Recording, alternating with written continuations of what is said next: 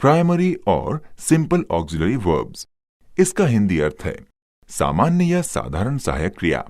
ये वे सहायक क्रियाएं हैं जिन पर टेंस, पर्सन और नंबर अर्थात काल, व्यक्ति और वचन का प्रभाव पड़ता है। अर्थात ये टेंस, पर्सन और नंबर के अनुसार प्रयुक्त होती हैं। इस क्रिया के रूप में प्रयुक्त होने वाले शब्दों की कुल संख्या 11 है, जो इस प्रकार है: is, am, are, was, were, do, does, did तथा हैव, हैज, हैड। इन समस्त 11 शब्दों को हम 3 उप श्रेणियों में विभक्त कर सकते हैं। Number 1, is, am, are, was, were, कुल शब्द 5। नंबर 2, डू, डज, डिड, कुल शब्द 3 तथा नंबर 3, हैव, हैज, हैड, कुल शब्द 3। इनमें प्रथम श्रेणी के 5 शब्दों का प्रयोग प्रेजेंट और पास्ट टेंस के कंटिन्यूअस टेंस में सहायक क्रिया के रूप में किया जाता है। द्वितीय श्रेणी के 3 शब्दों का प्रयोग सामान्यतया प्रश्नवाचक वाक्यों में तथा तृतीय श्रेणी के 3 शब्दों का प्रयोग परफेक्ट टेंस में आवश्यकतानुसार किया जाता है। इसी आधार पर सिंपल ऑक्सिलरी वर्ब्स को 3 भागों में विभक्त किया जाता है।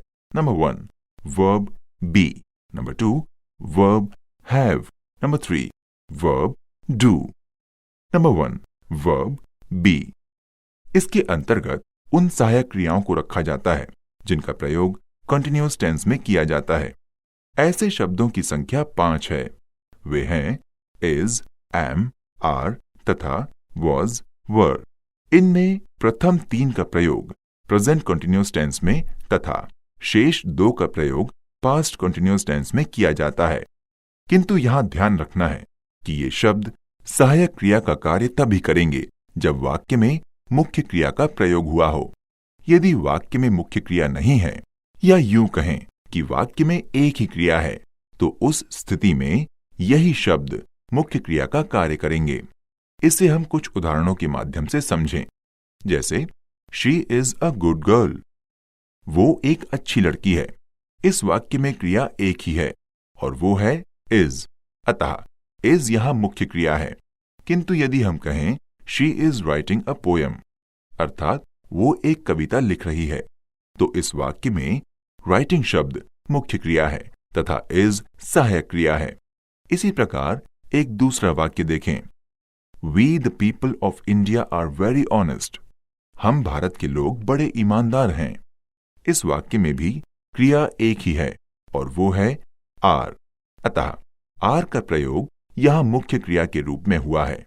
किंतु यदि हम कहें कि we the people of India are doing our job, अर्थात हम भारत के लोग अपना कार्य कर रहे हैं, तो इस वाक्य में 2 क्रियाओं का प्रयोग किया गया है, जिसमें डूइंग शब्द मुख्य क्रिया है और आर शब्द सहायक क्रिया है।